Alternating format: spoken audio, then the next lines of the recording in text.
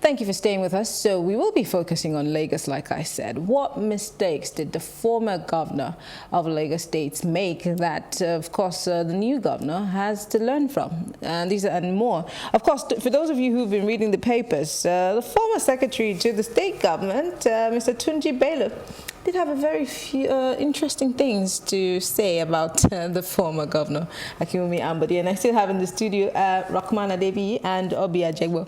I see the smiles on your faces, so you know where we're going. Let's start with that latter. I want us to start. Now, the former secretary to the state government, Tunji Bello, has said that the government of his former boss, Akinwunmi Ambode, failed because of lack of emotional intelligence. Now, for those who do not know, Bello had served in several capacities under the former governors Bola Tinubu and, of course, Babatunde Fashola. In his farewell message to his friends and colleagues who served under the Ambode administration, he said the administration was characterized by lack of democracy and arrogance. I will be picking out a few things, as we go on, but he made some important notes here. He said, our main drawback is our government's inability to apply enough emotional intelligence in the administration of the state. He now went on to say emotional intelligence includes interpersonal skills, interpersonal relationship, humility, respect for all well-established mores of government, disregard for accomplishments of others. So he's saying, Ambode lacked all of this. Where do you think he's coming from? I'll start with you. You have been in the political space for a bit. Where do you think he's coming from, and why now?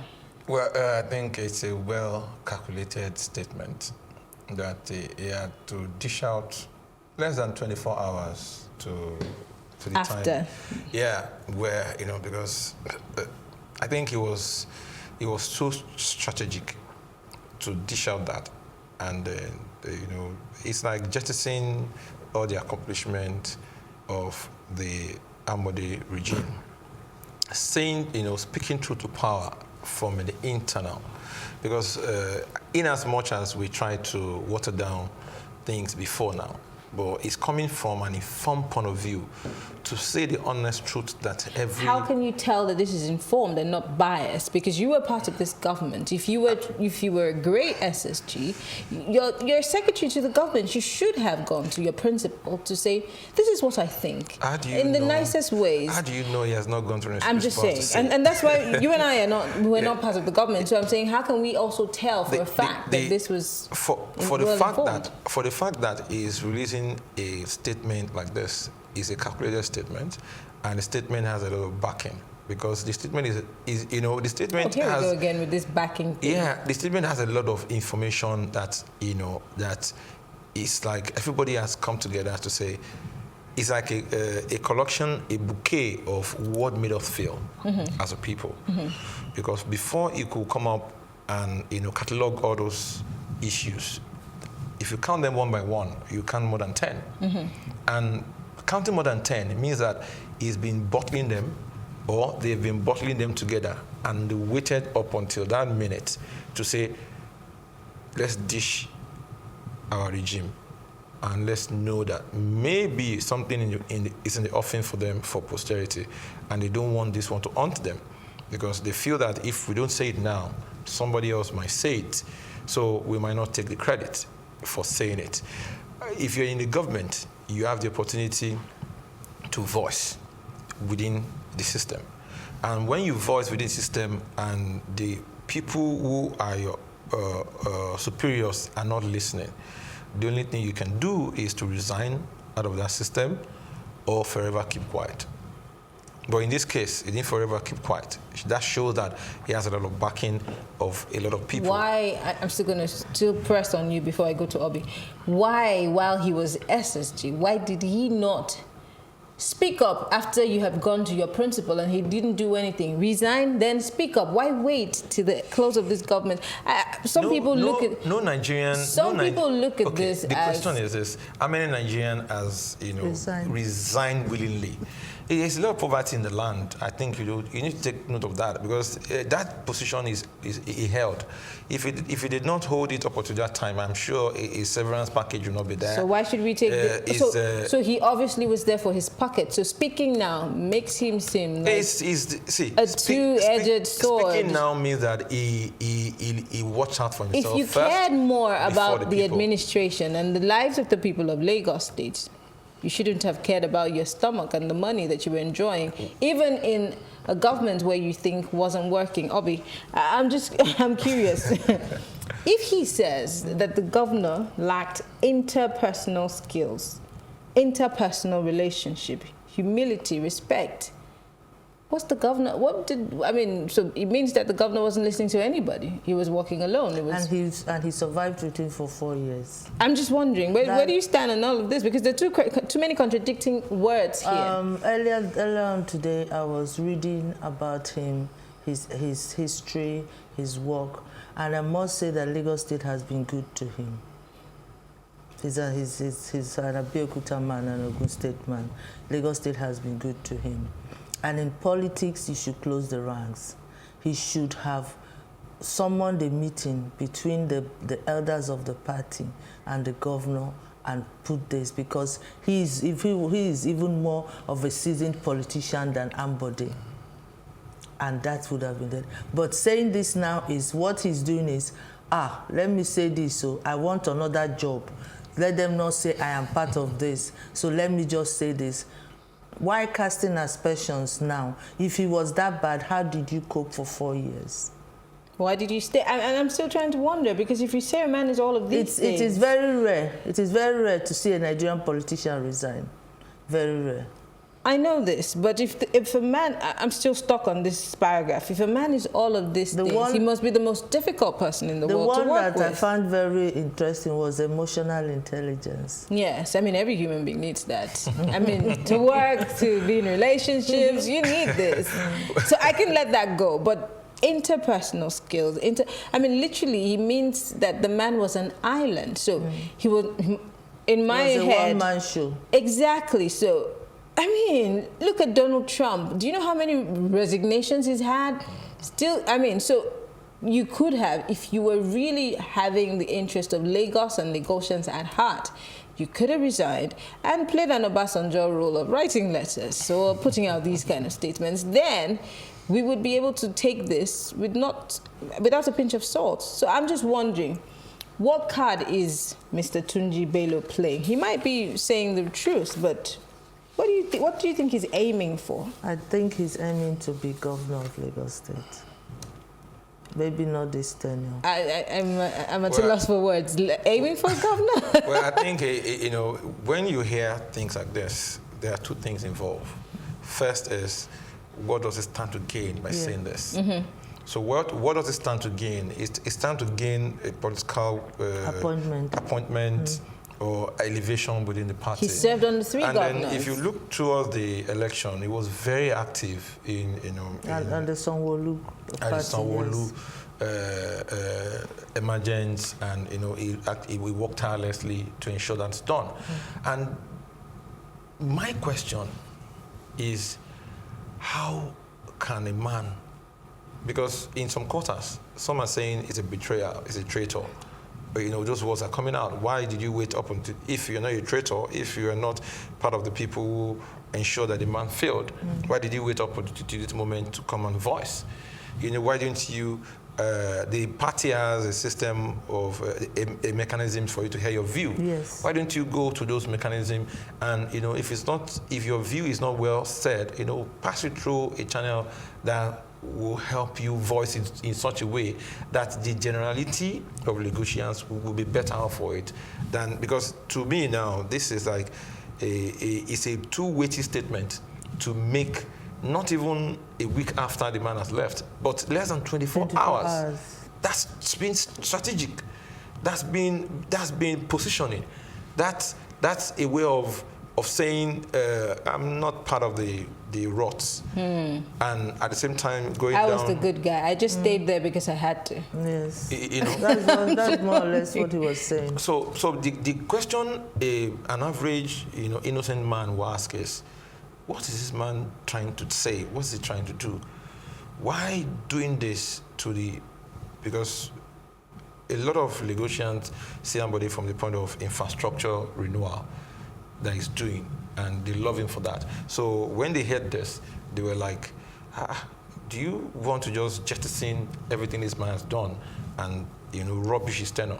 And I think he that lives in a glass house, shouldn't throw stones, because you know, in some way, it looks like some form of karma coming back. But you know, do you want to be part of the karma of somebody else, because yours is waiting? Interesting. Let's move on to talking about the governor, Sanwo Olu, who has just, I mean, he's just getting to sit on the seat. It's not warm yet. He's just trying to get his way around the office. Now, of course, we're setting, last night we set an agenda for Mr. President, of course, and some other governors, you know, preempting what steps they would take first. For Lagos, which is one of the most metropolitan cities or states in the country, where do you think that Sanwo Olu should start from? What do you see him doing first as his first act? I mean, for Imo, although he's saying he's feigning ignorance today and saying he didn't order the demolition, but where do you see Sanwo Olu starting from your perspective? I would say, first of all, they should clear up Apapa. Well, he said in 60 days he'll do that, so we're keeping our fingers crossed. Then he has a lot of work to do with the traffic. A lot of work. And he's also given them, he's increased their work hours to 11 p.m. and he's asking them to do 2 shifts. So traffic management guys are working longer hours. I spoke to him about a lot of the unfinished pedestrian pedestrian bridges that are unfinished in around the Lekki corridor. Because I passed there one morning and I saw a person being hit and the person died on the spot. Oh my God. And there was an unfinished pedestrian bridge there. So he promised me that they will look into it. He has his work cut out for him, because there are certain things that Ambode should have finished, continued from where Fashola went, like the Okokomaiko Road, which is terrible now, and so many things. He has a lot of work. Where do you see him starting from? Well, I think it's, I've read through his inaugural speech, and he's come with a theme as a theme to achieve, you know, as a policy document to achieve the goals of taking Lagos back setting Lagos back on the track of progress, and at the same time achieving an holistic gain for the state. I always have a problem with all of the big words. Sorry, you know, I'm going to break it down. Yeah, of course, the theme is an acronym that is been able to break down into infrastructure, security, education, learning, and if one goes through that, you know, you want to take that for him as his social contract with Lagosians. And when he's said that, so I think the agenda we want to set for him, he has actually set a lot more for himself in that inaugural speech, and the kind of policy approach he wants to take. But I have some personal ones that I want to say that he needs to now look at the Lagos is expanding, and Lagos is expanding in a rapid way. Yes. We have a lot of insecurity. To have more people coming to Lagos. Out of in the north that are flocking into Lagos as a safe haven, and it means that the main center of Lagos will be overwhelmed, and this, you know, the suburb that links to Ogun State here and there between the Ikorodu axis, that is a lot of mess there. I don't know, Ambode, you know, should have done so much more there after Fashola did the major one. But throughout the 4 years, I'm not sure Ikorodu people felt the impact of Ambode there. So, and that is a major outlet to development of housing a lot of people. You know, that is a major hub, and that has a connect of road and water. So that will solve a lot of problems. The Okokomaiko and the Badagry axis, you know, it has a commercial value of it. It brings in money, And when something brings in money to you, what do? You expand the opportunity so that the economy of the state can improve. You know, that's in terms of infrastructure. And in terms of the economy of Lagos, I think the tax system must be fair enough, because they've been able to push the double taxation here and there. I think you need to still look at that because the opportunity of tax is this. Don't see it as a revenue generation alone. See it as a catalyst to create wealth for the people, because if the tax system is fair, more people will come into the tax net, and there'll be more money for government to execute the social contract that it has been embarked upon. Okay. Now, there are people who have, even before the elections, who had their reservations about the governor. Then he was the candidate. As to how astute he would be, how resolved he will be, how independently minded he would be when it comes to doing what's right for the people of Lagos, instead of being, a puppet on the string. Do we see him doing the bid of the people of Lagos and not the bidding of someone somewhere? Obi? There was something that happened with the appointment of the SSG. There was another lady that was being touted, and we were so sure she would get it. And then all of a sudden, he now appointed somebody else. These things happen. And, Ayinde, everybody knew that Ayinde was always by his side, so he deserved the chief of staff. But there is a limit to how you can be independent when you are not. He who plays the piper dictates the tune. When you are not the one that is paying the bills, that paid the bills that got you there. There's a limit to what you can do, and there must be some gratitude. So the gratitude will be okay, you do this, you do this, you do this. Everything is negotiation in politics. So for him to be independent, yes, he will be independent, but not fully independent, as one would have liked him to be. All right, quickly. If a governor is not as independent as the people want him, can they really trust him to deliver on his blueprints, like the one you told me about? Okay, I think the word totally being independent, is something that we have to question ourselves about.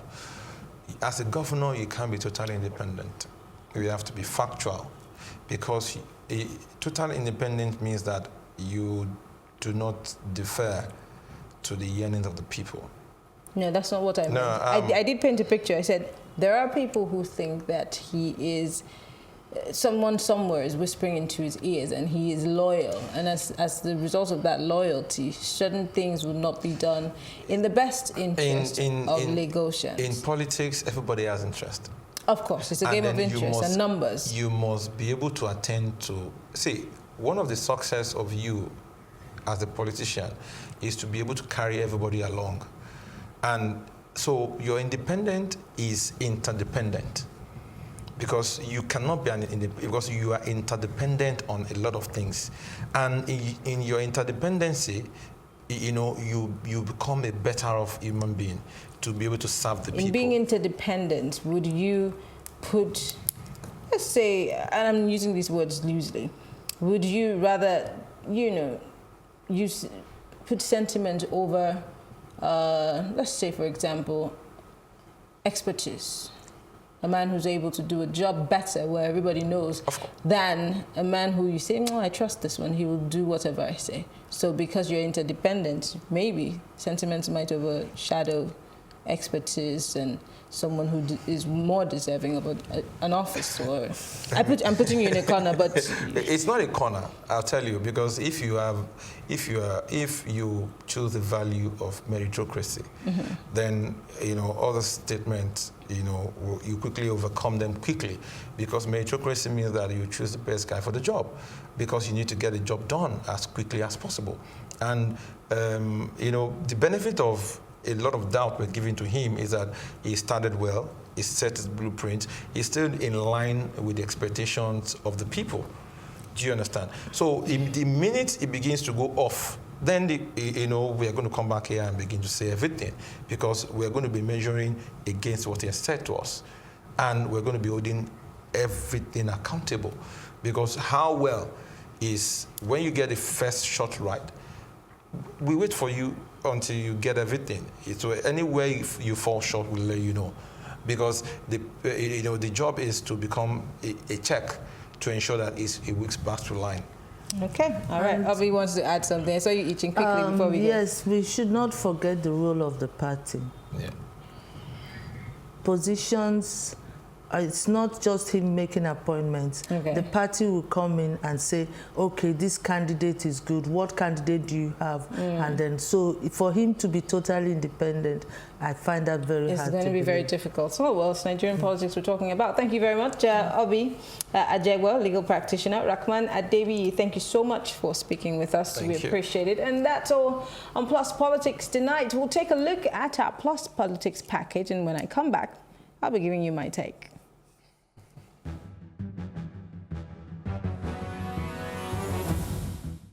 It is May 29, the inauguration day, and the governor-elect, Jide Sanwo Olu, arrives at Tafawa Balewa Square amidst cheers from visibly excited Lagosians and party faithful.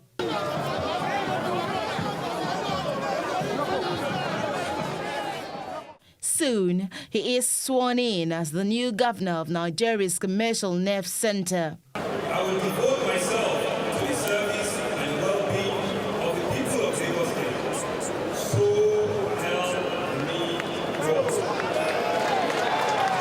Sanwo Olu, who will now take over the government house in Alausa, makes his inaugural speech, promising to carry along the rich and the poor. In this our new chapter, we need not cry or freak. We are united by a common purpose of the greater Lagos and a fulfilling future. Prosperity has given us today to commence our journey to greatness. We need to envision the glorious end of working together, tirelessly and committed, towards achieving the Lagos of our dreams by our individual and collective efforts. And by the grace of God, these dreams will become a reality.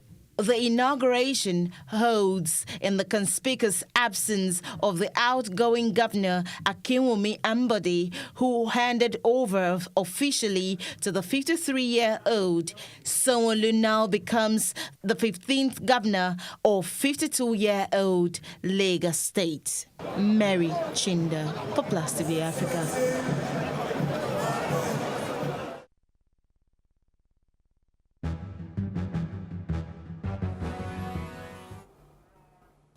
Thank you for being part of the show. We'll see you tomorrow. I am Mariana Cohen. Have a good evening.